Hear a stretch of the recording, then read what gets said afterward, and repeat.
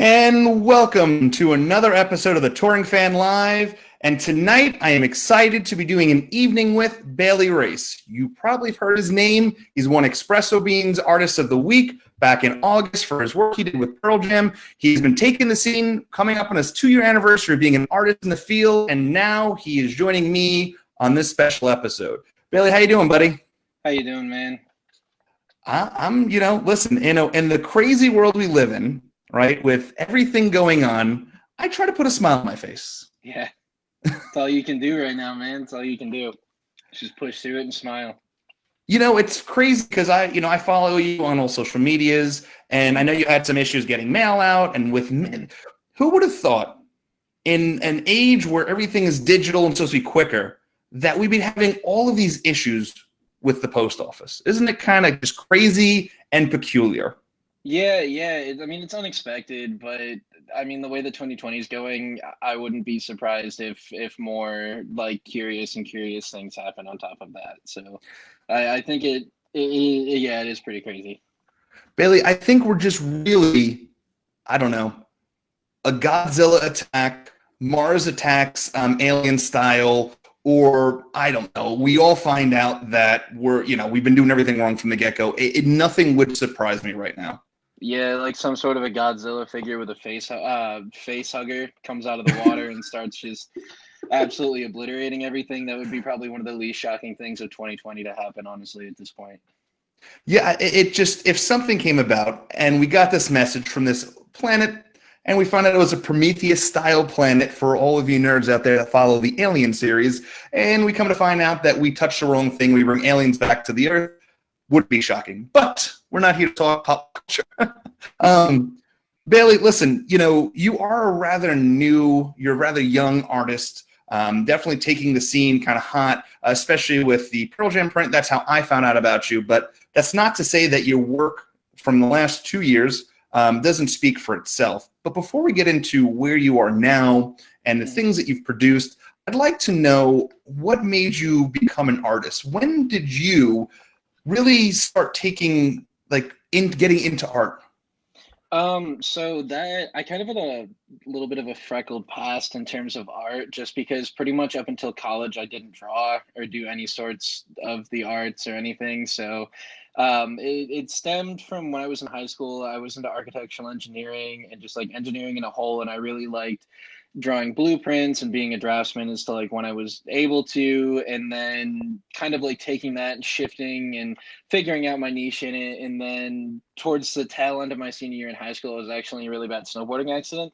And I dislocated every bone from my fingertips to my elbow and my left arm. And it took like 6 months and 7 surgeries to kind of put everything back together. And throughout that time, I kind of came to the realization that engineering and architecture wasn't exactly where I wanted to be, and it didn't make me happy, which led me to hang out across the hall from the engineering room in the art room and just kind of shadow them and figure out like what they were doing. And I started doing these online figure drawing sessions with the teacher after school. And I was like, all right, cool. Yeah, I like this. This is fun. And so then when I was applying to schools, out of the 14 that I applied to one art school and ended up getting in somehow. Didn't really have that much of a portfolio. I applied with architectural engineering blueprints and was able to get into the architectural design program. And then from there, I took a class called Design for Music, which it's actually really cool because I'm going to be doing like a guest lecture in that class on Zoom later this semester. And so I get to like kind of go back to where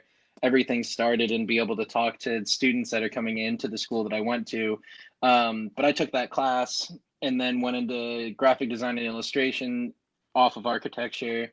And then from graphic design and illustration, I took a semester off because I was still kind of like not super happy with where I was at. And so then in that semester off, I actually went and took a 1-week intensive printing like demo course thing with the Globe printing press, which my school that I went to owned. And so that kind of made me fall in love with music posters. And that made me realize like, all right, this is what I want to do, but I don't really want to know like what I want to do in it.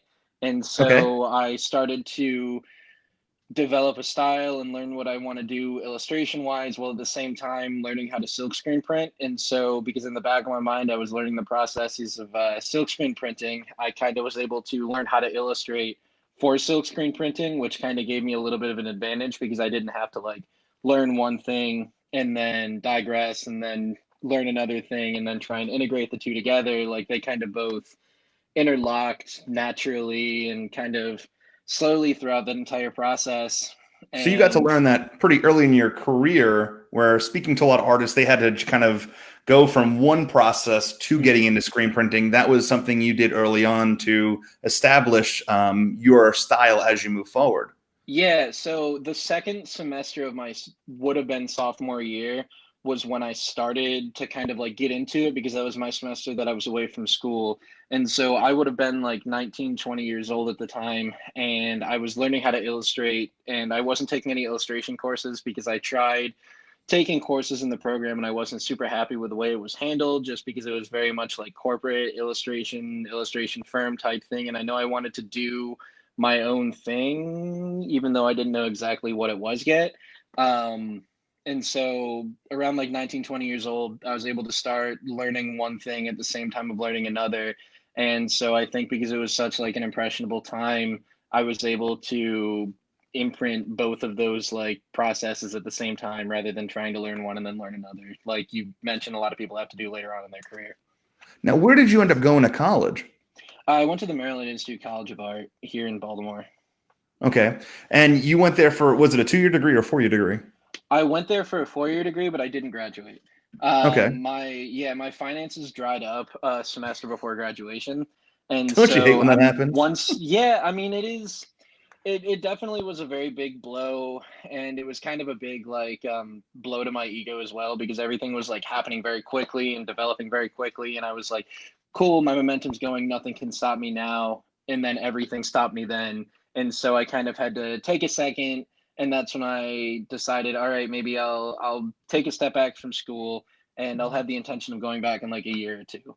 And I might still go back at some point, but right now the my thought process with everything is I wanted to go to school to get a degree to do music posters, and now I'm doing music posters without having to finish school and get the degree. And so it's like at this point in time right now, I don't really see the necessity of going back. And I'm not saying in any way, shape, or form that it's not good to go to school at all. Like I don't want those words to come out of my mouth. I'm just saying, like, for Sure. me, I'm doing what I wanted to do without finishing the degree and spending an extra like $40,000 for the semester. Well, I mean, listen, not everybody needs to go to college to do what Mm-hmm. they're doing. And some people, listen, many of the artists that I've talked to, have interviewed in the past, have discussed the fact that they started college and then once they got exactly what they needed out of it, they left because, listen, just because a piece of paper says that they believe that you're skilled enough to do something doesn't Mm-hmm. mean that you need that paper to do it. And listen, let's be realistic, Bailey.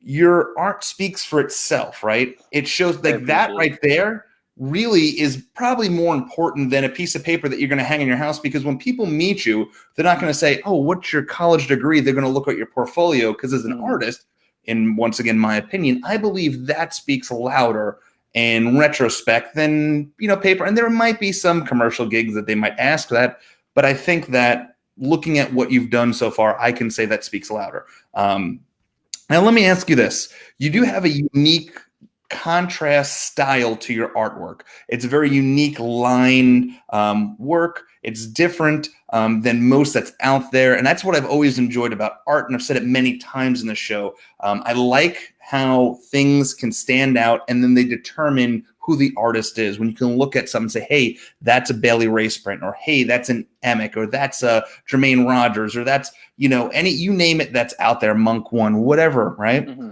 But you just, because there's a lot of people that take skill sets or something from other people and it kind of have similarities to it. I don't believe that your work does.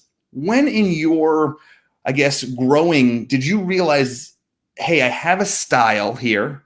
This is where I want to grow my artwork from? So that's kind of like in my opinion, a loaded question, just because I don't know if I've gotten to that point yet. Okay.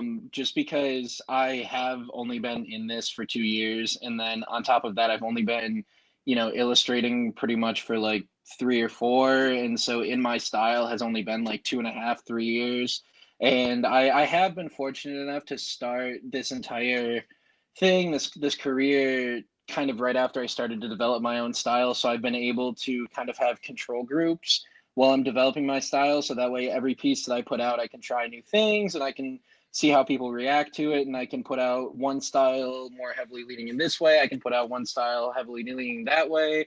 And like a lot of my recent work, I've kind of done this thing where I integrate this vintagey, like 1950s, 1960s black and white cartoon style in with my, I like to call stylized realism, like full color everything, and just try and like mesh the two styles together, because in my opinion they're two things that couldn't be more different, just Sure. because the 50s cartoons are the black and white, like super, wide curved lines, not a lot of sharp Mhm. edges, and then a lot of the things that I do in terms of shading and in terms of just the way that I handle texture and material, I like to do a lot of it with small and intricate line work. And so I like to have that contrast. But that's a thing that started 4 months ago, like right after the start of this Wow. entire thing happened. And so it's kind of been an exploration type of thing. Like there was a recent poster that I put out with Houndmouth for their Chicago drive-in show that they did a couple weeks ago. And it's an all grayscale image, but the entire thing was meant to feel kind of like a doomsday, fantastical, kind of like magical floating car drive-in, and all of that's done in a way where it's very subtle tonal shifts and light shifts and like intricate line work to show texture and everything. And then if you look in the background of the piece on the drive-in screen, there's just this like retro popcorn and soda like caricatures with an enjoy the show between it. That was my way of kind of just like tying the narrative together to make it that vintage 50s drive-in, while also being able to work on the two stylistic elements that I wanted to try and work on throughout the entire thing. And so it is very much like like an explorative thing throughout all of this, and I'm really enjoying it. Um, but I hope to kind of develop everything a little bit further and just keep working, because I mean, there's not really a point in time when you can sit and say, I have my style. Like this is 100% me, just because, everybody always has elements that they bring in from other people. And I know even now, a lot of people at launch for my Pearl Jam print compared me a lot to Emic or to Landland and stuff like that. So a lot of different like illustration houses and artists that have that intricate line work style. There are comparisons drawn, but then there's also people that say that there are things that kind of like set me and them apart. And so I feel like that's always going to happen, but all I can do on my end is just focus on the things that set me and them apart, and just like work on those to make that gap larger and larger and larger as I go along. And hopefully at a point where I'm like super established and comfortable as to where I am in my style and starting to get more comfortable in my career, then I can have that gap where I can live comfortably, all cozy up in my stylistic blanket while everything else is happening around me. So, Now let me ask you this, because you had mhm, said something that I've never asked this question before, and it's always something I forget to ask. mhm, You had mentioned that people sometimes compare you to other artists, bigger name artists, mhm, and you say that there's similarities and there's differences, right? I would definitely say there's a lot of differences to your art than Emic, for instance. But mhm. being compared to someone who's been in doing this for God knows how long, for years, 30 years, how does that make you feel as a young artist to be compared to somebody like an Emic? It's kind of a mixture of motivation and a compliment. Just because, I mean, it's always going to happen like that in terms of art and culture. Like, you can't listen to a modern blues artist and not hear hints of Louis Armstrong, and you can't, look at a modern baseball player and not see hints of the play style of someone that played 20, 30 years ago that was like a great in the field. So it's just going to be one of those continual trends of culture that I think like you just have to kind of embrace and grow on, and not see it as like not see it as something that hinders you as an artist or hinders you as an individual. You just have to take it, you have to be like, oh yeah, okay, I do really like their work, I can see where they're drawing similarities, but they did say, like, for example, I get the way that I handle light is a very big like standout thing from a lot of my pieces, and that's a thing that a lot of people talk about that sets me apart from people like Emic or like Landland, because Landland does these like gorgeous watercolor, muted tone, like CMYK prints and illustrations, and I know Emic does a lot of very fantastical kind of surrealist work, and it's great. And those are the two like I feel like niches that they've created for themselves. And so all I can do as an artist is take these comparisons that people are making, take them as a compliment when they say that I'm reminding them of this like great artist that I also admire, and just work on what they say sets me apart from them, so that way I can create that niche on my own. No, I think I think that's a fantastic answer. I think that makes a lot of Thank you. sense when it comes to thinking about, because listen, in realism, right? Like I think Mhm. it's interesting because I look at you and I look at Luke Martin as two extremely young poster artists who are very motivated, have this laundry list of great portfolio, and it's kind of exciting. Like I really believe that there's a bright future for this younger generation, and I mean it's people like you and Luke that are doing these things that excite me for different bands as they grow to have things and collect, and not just band work but just art in general. Because it's like I said, I believe in art. I believe in things. It's an expression. It's a piece of somebody out in the world to be shared, and I always appreciate and enjoy that. Now, let me ask this. I believe and I really love learning about the process of Mm. how you go from a blank canvas to a final image.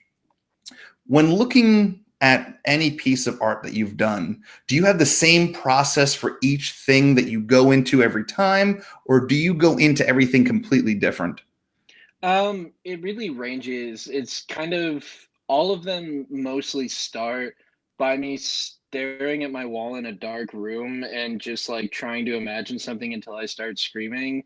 But after that step, it's kind of a variation. It's heavily dependent on the bands that I work with and just like my comfort level of working with them and everything. Like if you look at a poster that I do with Mount Joy, like I've done 9 pieces with them so far. They were the first artists that I ever did a piece with in terms of like a big tour poster outside of like Brother Moses, who I did 2 or 3 pieces with before I got to work with Mount Joy.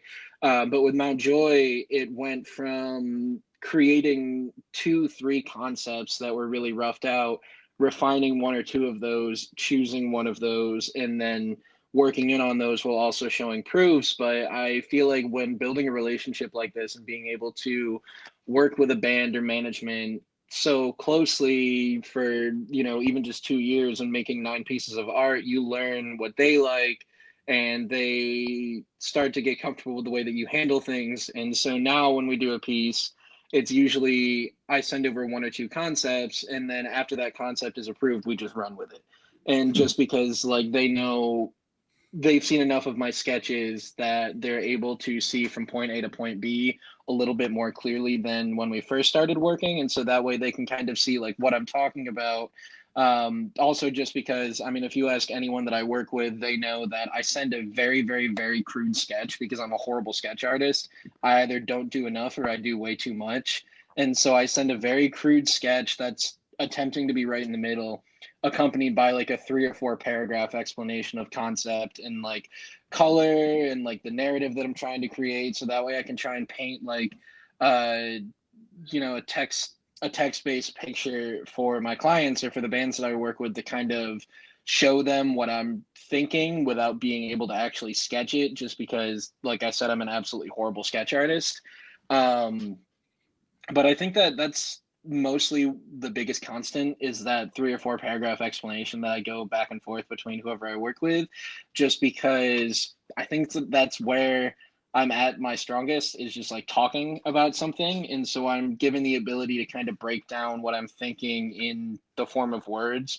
I feel like I'm able to push a concept further than if I actually sketch it out and show like a visual representation of it. So that also allows me a little bit more freedom while I'm going through the process, because if I give them a really fleshed out sketch and I make like audible decisions on my way while I'm working through the piece, then I'm not really able to do that. But when I give a like explanation of concept, I'm able to tweak things and kind of twist things a little bit to work with the poster as it's being developed. And so that way it's like a never ending kind of like structural process as it's working through and like getting to the point where it needs to be. So it allows me to kind of like work with the poster while the poster's working with me. Now, let me ask you this. When you start a print, whether it's Mhm. from the concept of looking at that dark in the dark room and looking at the wall and trying to come up with an image, to Mhm. right when you have everything put together to send off to the to get screen printed, how Mhm. many hours do you think you have wrapped up into each piece? I think the quickest piece in recent memory, at least, that I've wrapped was the Houndmouth piece that I mentioned, the Chicago Drive-In. Okay. Mainly because I was just so excited about the concept, and I've wanted to do a grayscale poster ever since I did the cherry tree variant of the poster that I did for the National last year. Okay. Because that was a grayscale piece, and so from start to finish, I think it was 14 or 15 hours a day for 4 days. And so it was around like 120, 130 hours, like start to Oh, finish from the beginning to the absolute end. And then the longest that I've spent with a piece um, was probably a mix, like a tie between the Pearl Jam poster and this piece that I'm developing that's going to be released with the half and half. okay. Um, because the piece I'm developing with the half and half started months ago as part of their Print Alliance series, but then right after that, my mental health kind of took a dive, and so I took a hiatus from illustrating, and so that's starting to get back on track now, and I'm piecing that together on top of the other projects that I'm working on. But that's this piece that I'm doing with them is kind of like an experimental piece in terms of light, color, and just like the way that I handle a lot of things that I handle, because I'm taking the approach of subtlety is going to be more effective than abrasive color shifts. And so there's a lot of like really subtle tone things that happen throughout the entire thing, and really subtle shadows and highlights and whatnot.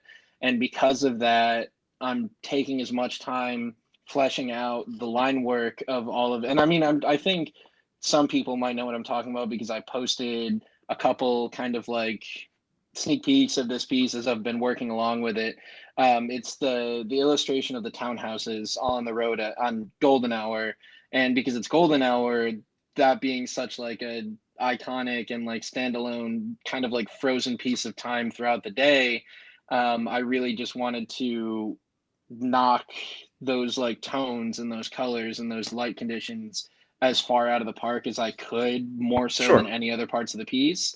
And so I've taken as much time to do that as I have to flesh out the actual line work and the depth and just like the detail and everything else in the buildings. And so that I probably put in around like 200 hours so far, and it's Oh, maybe like three quarters of the way done.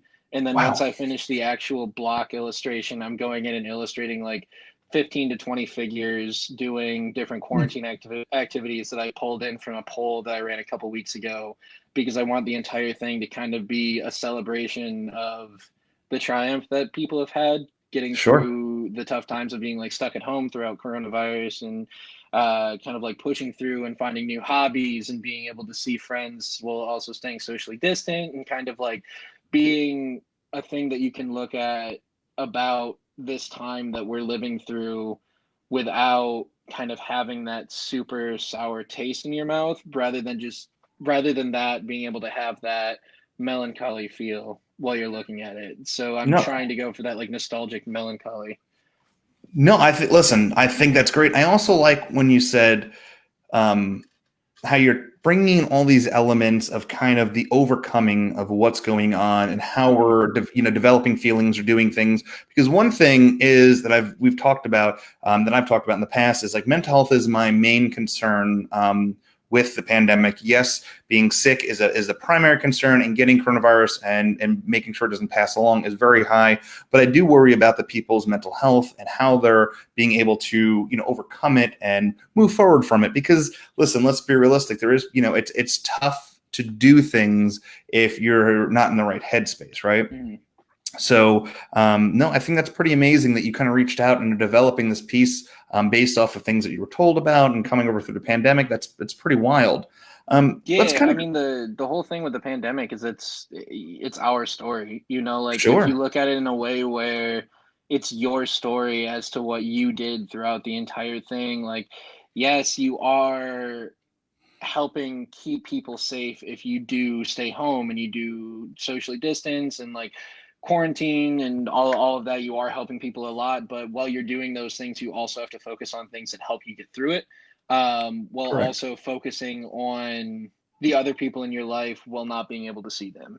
And so kind of like creating that healthy blend of focusing on yourself while also focusing on others, as well as making sure that the other people are safe by you staying home, but you're also keeping yourself happy while you're at home and the others. Like it's just like this weird conglomerate of different emotions that you feel at all times. And I feel like if you try and make a piece based on what one or two people feel throughout an entire time like this, it's going to feel very disingenuine. But if Yeah. you make a piece that encompasses like as many people as you can possibly can without like making it look like a Where's Waldo piece, then like that's going to give you a lot more of like a healthy fix on what's happening, you know? Yeah, I don't.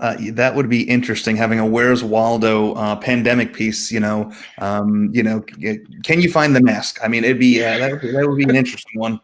I give it 6 months. Uh, what till we have a Where's Waldo piece? Yeah, till we have a Where's Waldo, where's the mask piece? I mean, you're already living it while you're out in public, so. It is crazy, and I'll tell you something. So where I live I live close to Charlottesville. I'm in Charlottesville Mhm. all the time. Charlottesville, Virginia. It's a very well known place based off the things that happened in the past there, but it is a very blue area, and I'm telling you, everybody wears a mask. It is Mhm. mass central. Stores abide by none of that. Now, kind of where I live, the color shifts a little bit, and there's not as many people wearing masks here, and it's kind of weird to me how different people and different feelings can wrap around this, and then we can go into a whole nother conversation. But it's a weird time now how all of this has kind of come about, and we're living in this world, but. I don't know. This show isn't to bring that kind of stuff Yeah, into yeah, things, yeah, no. but it is just crazy time. But I want to kind of Mhm. go back to when we were talking about your Prince and the music and everything like that. When was the first time that you made a print for a band? Um, so I did this digital poster for Brother Moses, and it was this weird, kind of like glitchy version of a public domain tennis player team portrait, Okay. that I threw together really quickly in Photoshop just because I messaged them on Instagram and they were super stoked on it, but they had a show in like 2 days and they were like, we can give you $100 if you can do this. And I said, absolutely. I don't do this yet, but this is what I want to get into, so I'll take it. And they really liked it. They got a really positive response to it. And so then after that, they did a standalone show with this band called The Greeting Committee, Okay. and it was in Kansas City. It was at the which I actually have this. It's right. I have it framed up next to my desk. Nice. But this was like the first I get to do the art direction and come up with my own concept piece. Wow. Which to this day I've wanted to go back in and like revisit it and beef it up with a lot of different elements that I've added to a lot of my different pieces lately. Okay. Um, but that was my first time that I really got to do my own art direction. And so that's the one that was from November that I considered my first like real gig poster. And that's like my 1 year mark when it comes up in November. I mean, my 2 year mark when it comes up in Sure. Okay. November, sorry. And so I'm looking forward to it. But that was the first jumping off point. And then after that, actually, a post that I did with them was the quickest one that I ever turned around because it was overnight. Because I was driving home from work and I was talking to their guitarist. I had this really great idea for the poster, and I didn't know they needed one until earlier in the day, and I was sketching while I was at work, and I came up with the idea of this woman sitting in a vanity, looking into it, applying makeup, and then in the mirror, the front of her face is missing, and colors are extruding out of it and swirling around the illustration. And I had this like super great idea to print it on holographic foil because I mean, like, who doesn't love a good holographic foil surrealist piece? And I was also super naive and young in terms of printing, and so I said I'm going to print them two down on foil in one night at 5 colors, and nothing is going to go wrong. And by the end of the night, I don't think I had a single print that actually looked perfect. The colors Hmm. were right, but like things were off register. Ink was pulled off because it was still wet. And so it was just like a train wreck in terms of printing. But that was my, I think, favorite early on poster that I did, just because it was also like a mini, it was like 12 by 24. Okay. And it was just this like super weird concept. And after that, I started to get into all the work that I was doing being very like tranquil and nostalgic. And I'm starting now, the work that I'm doing is starting to get back to that, incorporating weird and fantastical elements, which I'm really stoked on. But that was the first time that I really got to do something weird and like not normal after I got to do this first art directed poster for them. Now, when you got your first print that was printed Mm. out from like your first one that was screen printed in your hands, what was that feeling like going to college? You had this vision in your mind of going and doing these concert prints, and then being able to say this, even doesn't matter who the artist was, but to have that piece in your hands going from concept to design to approval to final piece, like what does that mean to you as an artist? It was definitely a really big kind of like personal victory, and it was definitely a really big milestone. Just because I remember I printed these first gig posters in my college screen printing classroom, but I got permission from the head of the department and security to print overnight. And so I was doing the runs when people weren't in the class. And so I just like had music blaring and I was just kind of in my element, surviving off of Coke and canned Starbucks double shot drinks and Lay's chips, and just like living the best like working poster artist college life you can possibly live. And it was just a really cool feeling because that was the first time I think in my entire life while trying to figure out what I wanted to do that like that was it. Like holding that first poster that I got to do for Brother Moses, the Truman with the buildings and the marquee sign and everything. Like this is what I want to do because I haven't had that feeling of gratification with anything else that I've done. And so from there, it's just like blossomed out. And now, of course, I don't print anything on my own anymore just because I don't have a studio being out of school. But still to this day, I am a giddy kid whenever I get a box from the printer and I like open it up. And when I open it, I like pace back and forth with a super stupid smile on my face because it's just like you have that feeling of I made this.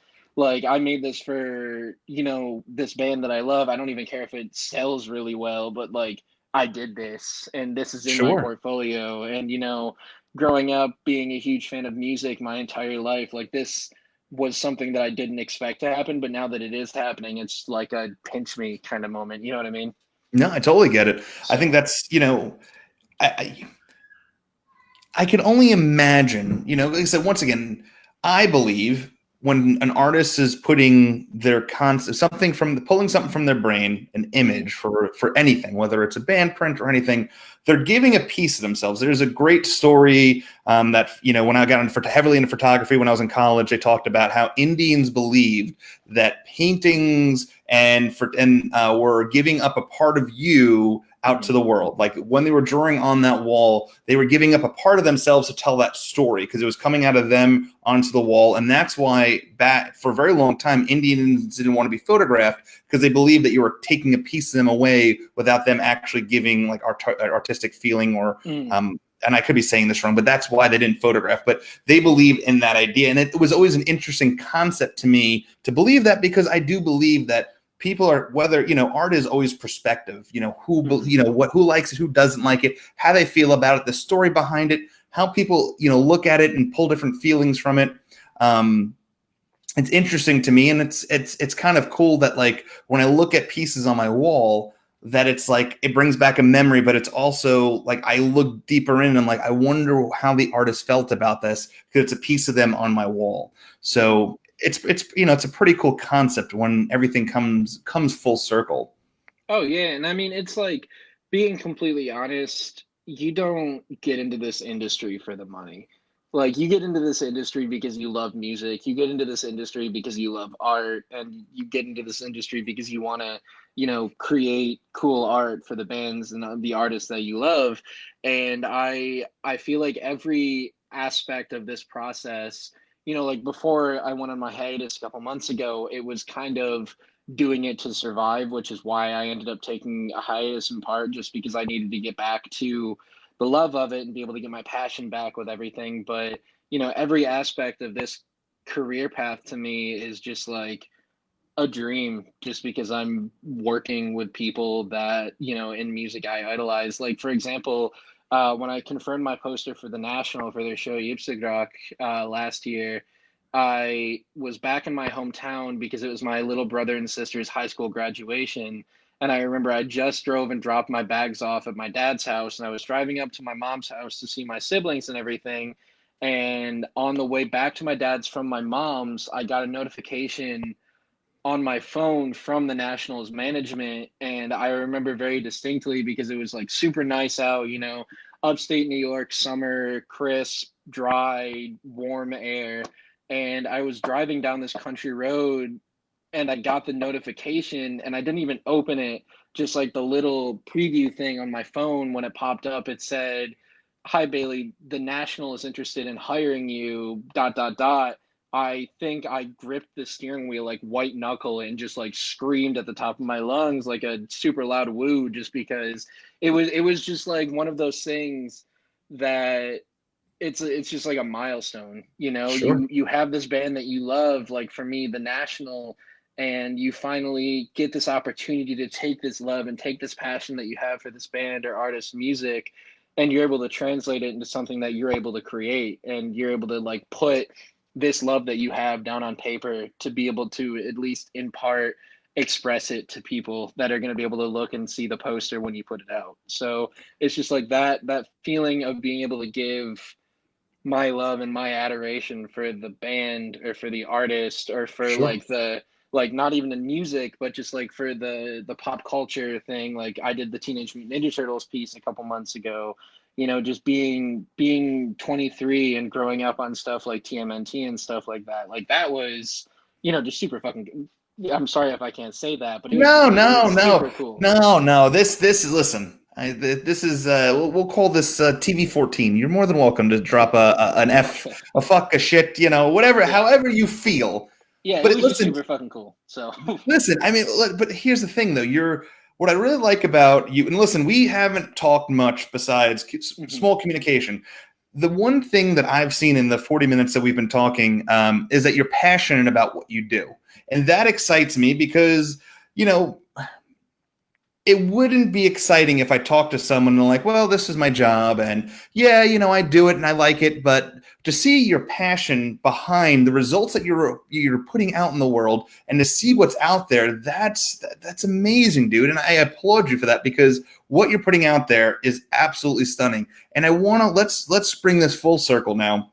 Mhm. And let's talk about the Pearl Jam piece. And I didn't want to make the whole show about Pearl Jam because was very interested in everything that is going on, and with your portfolio and how you got into Mhm. things, and I loved it. Um, the Pearl Jam piece, which was interesting to me, and I wanted to bring this up because one thing that I have been told numerous times by many artists that I've interviewed is that Pearl Jam is very open. They don't really get their hands involved in Mhm. pieces. They'll just say yay or nay. Don't use pink. That's the one thing I've heard of most. Yeah. Don't use pink. Yeah. Yeah. But I've heard when Brad Clausen did an interview with Given a Fly, Given Mhm. a Life on their Instagram last month, he had said that this was the first print he ever had done that Pearl Jam had kind of a list and some things that they wanted in a print. Was that Mhm. true for your print as well? Yeah, so it was and wasn't a brief. Things were left open. We were told not to use pink, just like you mentioned. Um, so we were told they wanted everything to kind of focus on climate change, and they wanted everything to follow the narrative that Gigaton was setting up when the Okay. album came out, because this tour was supposed to be, in support of Gigaton. And so all of the artists, we were told we can do what we want as long as we incorporated those climate change aspects. Which for me, is it okay if I go on a tangent just talking about like concept and stuff like that, or did you just want to hear? Okay. Barely go. Listen. The reason this show is about you, your story, and I love. Listen, I say this so many times, and it might bore people, and if they leave, they leave. I am interested in the process. Like I love how people come up with shit, put it all together, and they put it out there because that is. Listen, everyone has a different way of doing things, and I'm hoping. Listen, I've done.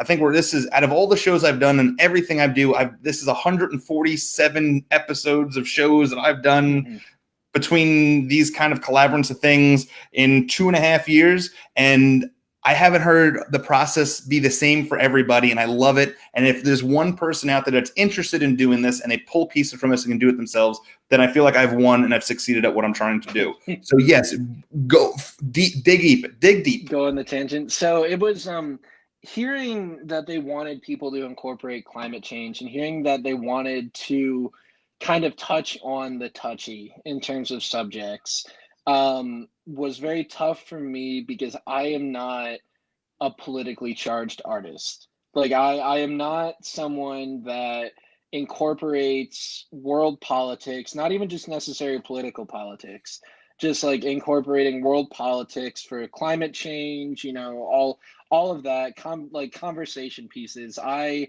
have very much been a neutral person in terms of kind of like iconography and everything in my art. And so hearing that a band wanted me to do that was kind of like I had to slam on the brakes with how I thought through my thought processes of like creating concepts.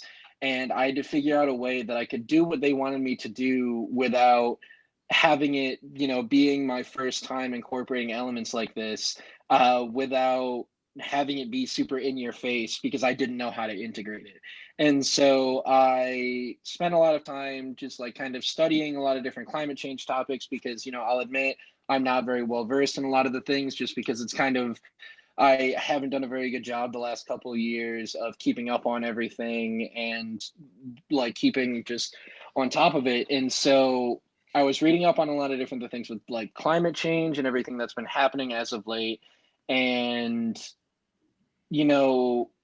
one of the leading things that I kept noticing as being like a recurring effect is air pollution and like just pollution in general. And so I said, okay, that's something that I can work on, that I work with a lot of like very open, airy like skies and settings and whatnot. That's something that I can take and I can integrate in without being super in your face. And so I said, what's something that I can incorporate in the area into air pollution without it being like I'm just going to destroy Ottawa and make it this like apocalyptic like burning city.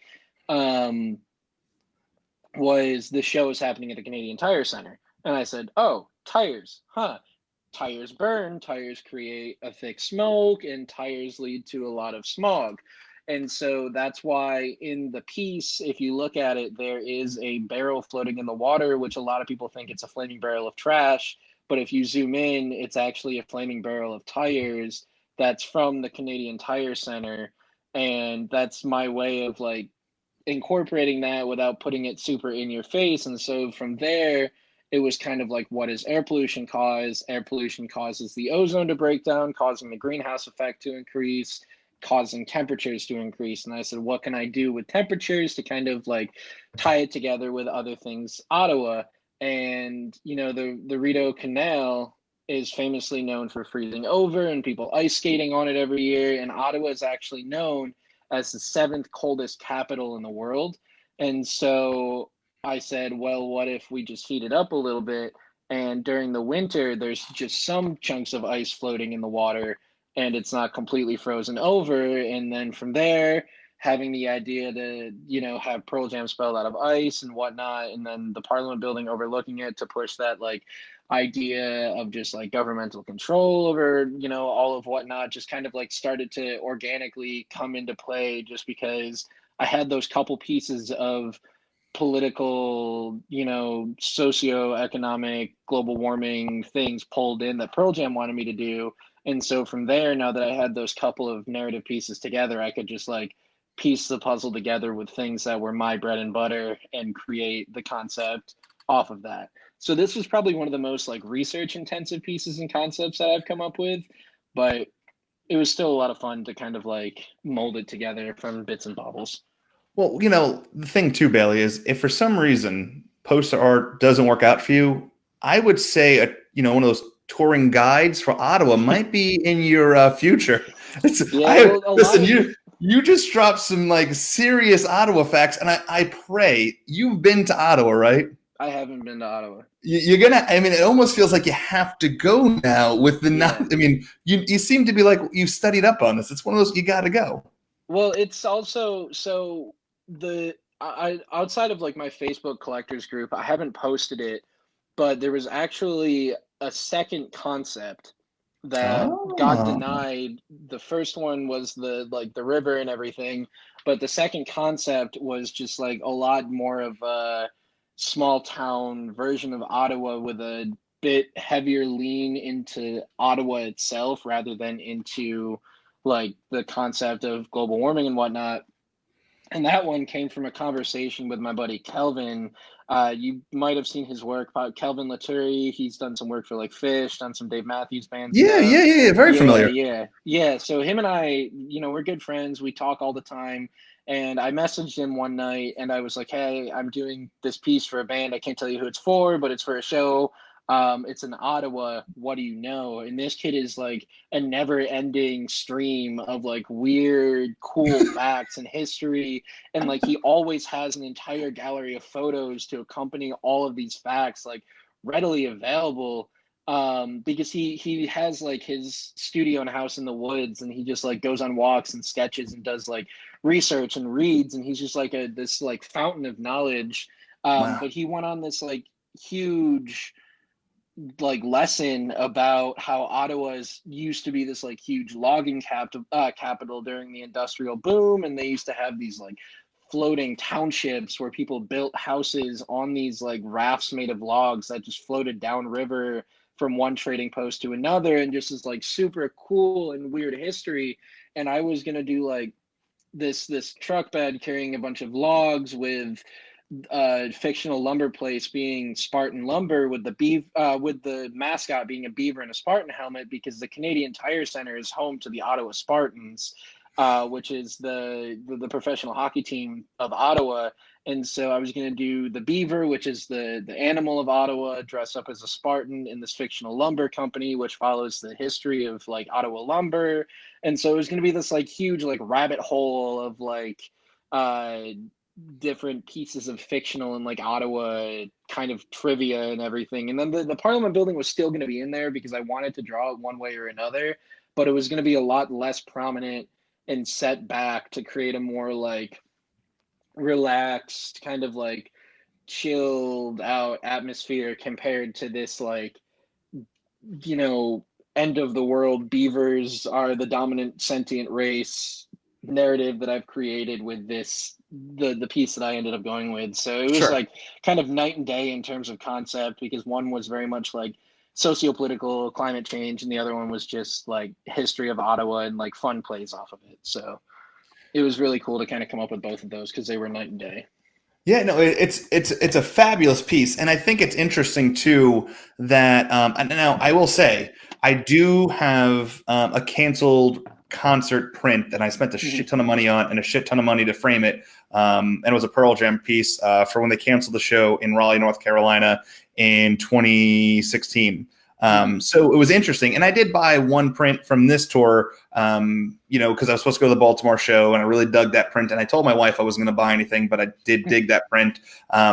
Well, it's Globe inspired, so it's kind of like it's one of the most Baltimore posters you can do without drawing Baltimore. So Yeah, it really is, and it just the fact the band's in it. It's just there was a lot of cool, and there was I was supposed to go to a lot of shows, but I'm like I'm not going to buy because I do believe in only buying prints for shows that I've been to. Like otherwise, yeah. I'd have to buy a second and third house to house all these prints because. Listen, I have a flat file just stacked to the rim. I can't fit anything else in there, and my walls are. I don't really got much more space for anything.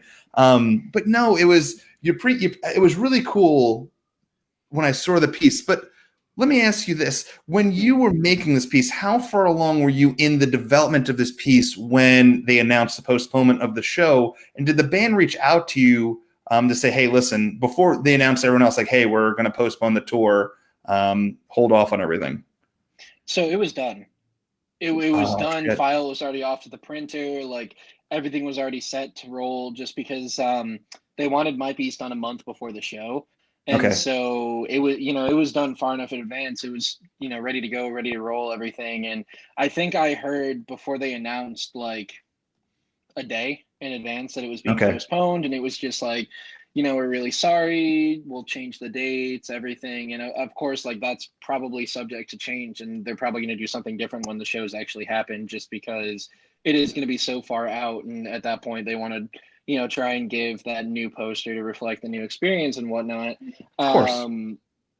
But yeah, I mean, I was told right around the time that everybody else was told, and so it was kind of like it hurt, just because Pearl Jam is the biggest band that I've worked with thus far, and it was geared to be this like huge kickoff to a year that was supposed to be like my year and all of that. And South by Southwest was coming up, and a couple of different summer shows here in the city were coming up in terms of trade shows, and so I was really excited to have this like kind of knockout year. And then everything started getting canceled or postponed like all at the same time, and so that was just like a very kind of just like hard hit that happened at the same time, not necessarily just financially, just like very much just in terms of like mental health, just because I was Sure. super stoked on all these different things happening or coming out and whatnot, and then all of it was just kind of stopped, and it felt like all of the work that I just poured into these like numerous things, it was for nothing. And even for Flat Stock and South by Southwest, I had like 5 or 6 new exclusives that were going to drop at the Mm. event, and I like all of them were already produced, or like they were being produced, and I already paid for them and whatnot.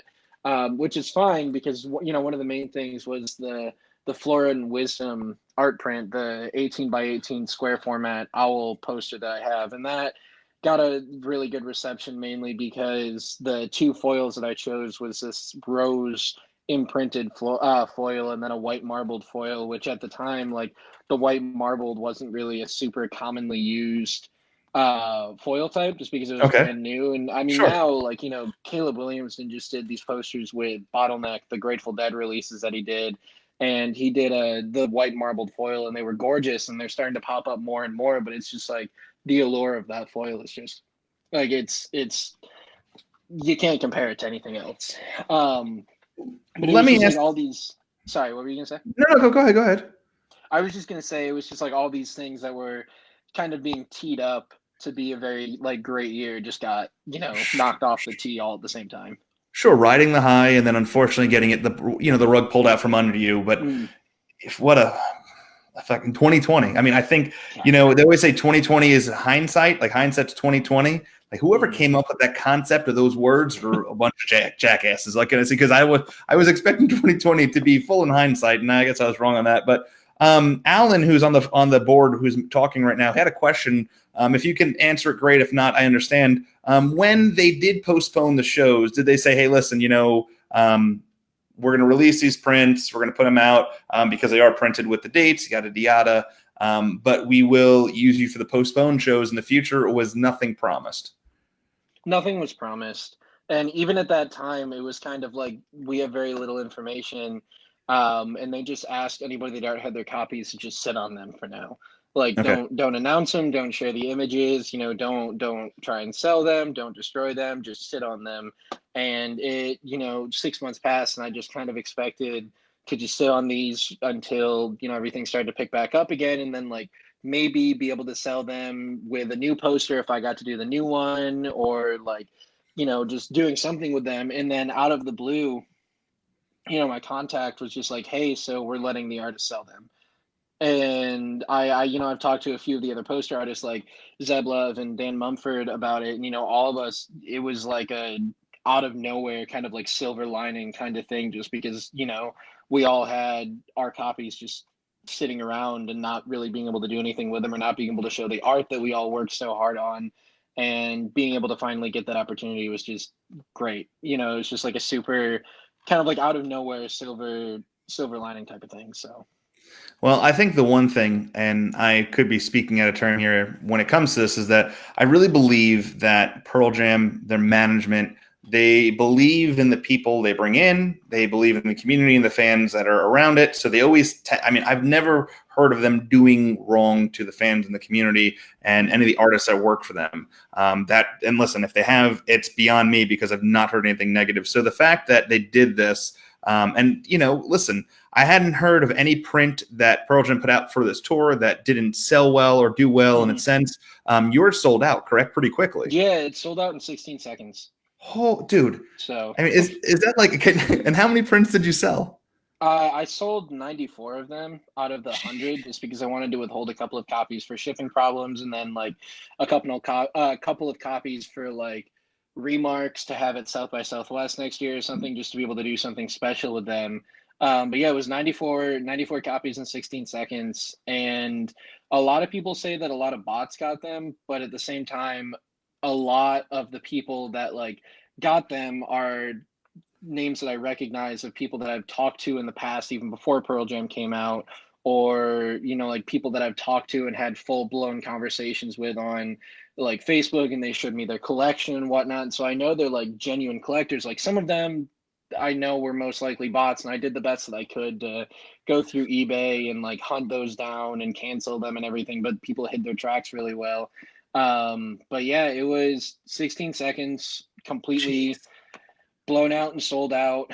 And it's crazy because I think I had a little over 800 new customer account creations within the 2 days leading up to the drop, just because I started telling people sign up for an account if you want to have a little bit better of a chance, because you want it to go through like address and billing and card info or whatnot. Like Yeah. it'll all be saved. And it was like, almost 1,000 people were trying to go for 94 posters. So That literally is 5.9 prints a second.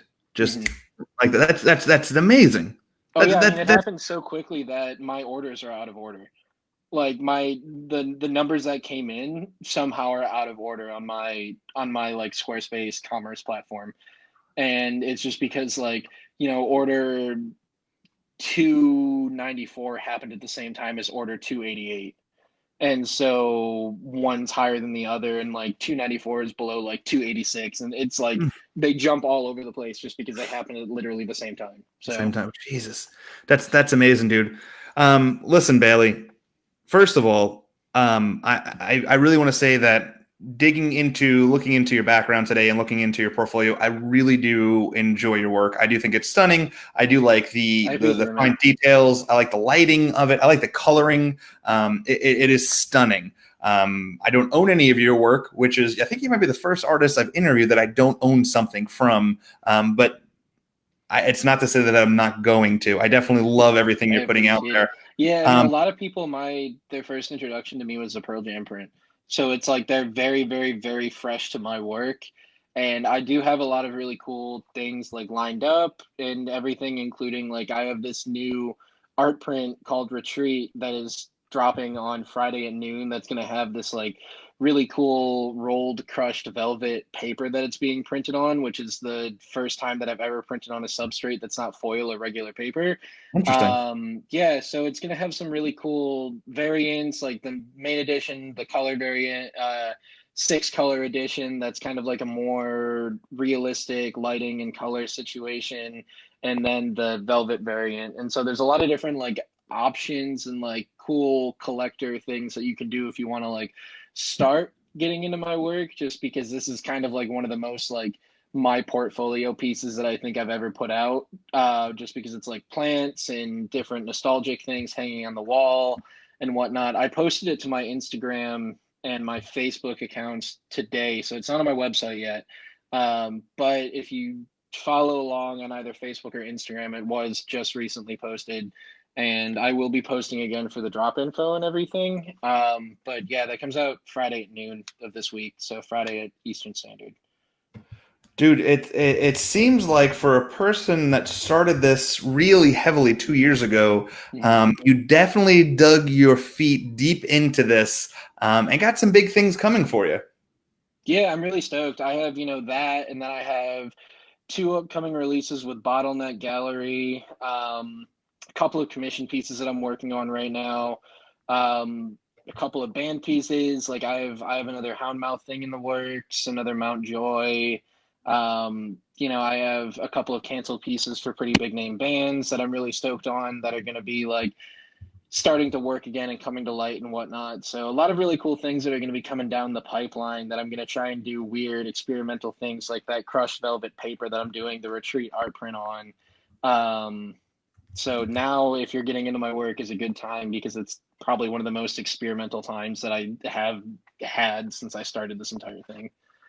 And now I'm going to ask you this because I do know that you did a print you were commissioned for privately for In My Tree, which is listen, that right there, I almost that like belongs in my daughter's room.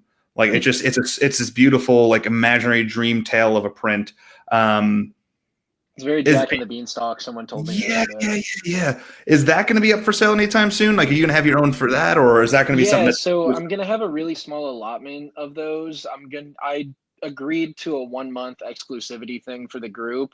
So I'm just kind of waiting for that 1 month to pass, which I believe should just be another like 2.5 weeks. Okay. But once they are being printed this week, and so they're most likely going to land for me to sign a number and then relay to the group early next week. And so my copies will be up, I think, shortly after that, but I'll have both the regular, which is printed on my usual French index paper. I'm gonna have that edition, and then I'm also gonna have a white marbled foil. That white marble foil, same colors and layers and everything. So hopefully it'll be a very like subtle dreamlike foil that'll work really well with the image that won't like take too much away but also be able to add to it. So wow. Well, listen, dude, I think the sky is the limit for you. I think that's what I'm trying to say. It. Dude, it's exciting. If there's one suggestion I can make for you, I would love. I am a big fan of Universal Monsters, and looking at your work, and it's interesting because I didn't really know about you doing the that one piece where you did like the drive-in, but I'd love to see like almost like a well, it's funny because I'm wearing a Creature from Black Lagoon. Like I think a Creature from Black Lagoon, like a black grayscale type deal would be pretty cool with the style that you did with the background. I think that you'd knock it out of the park. So that's just you take with that what you will. But listen, we'll see. I'm starting to get more into pop culture, so hopefully like that route will start to develop more and more things. Like one of the pieces that I'm working on with Bottleneck is for Fritz Lang's classic Metropolis. That's mostly grayscale with a sepia tone variant. Oh, that's awesome. So that's going to be one of my biggest like toe dips into classic movies that are going to be black and white. But I'm really hoping that there's going to be more kind of further down the line once I start to become more and more on the radar of, doing more Bottleneck things or possibly being on the radar of Mondo. And so just like trying to navigate the world of pop culture while also trying to navigate the world of music while also not being able to legally rent a car from Enterprise. So it's kind of like trying to kind of wind my way through all of that. So hopefully I'll find my footing in terms of pop culture as I move through it. Well, listen, dude, first of all, I can't thank you enough for coming on and talking with me. Listen, I really am looking forward to the future and seeing what you can do. Hopefully we get you on some rescheduled shows for Pearl Jam in the future, and we get to just bask in your glory as an artist. Listen, guys, follow me. You can follow Bailey on Instagram. You can follow him on Facebook. He's got his own website. You can check out his work there. A lot of things happening for this young man right here. I think the sky and the future is all big deal for him. So follow me on YouTube. You can see this episode and all the other previous episodes of shows I've done on YouTube. We are on Spotify and iTunes. All you have to do is search The Touring Fan Live. And until next time, I'm Anthony, that's Bailey, and thanks for tuning in to The Touring Fan Live.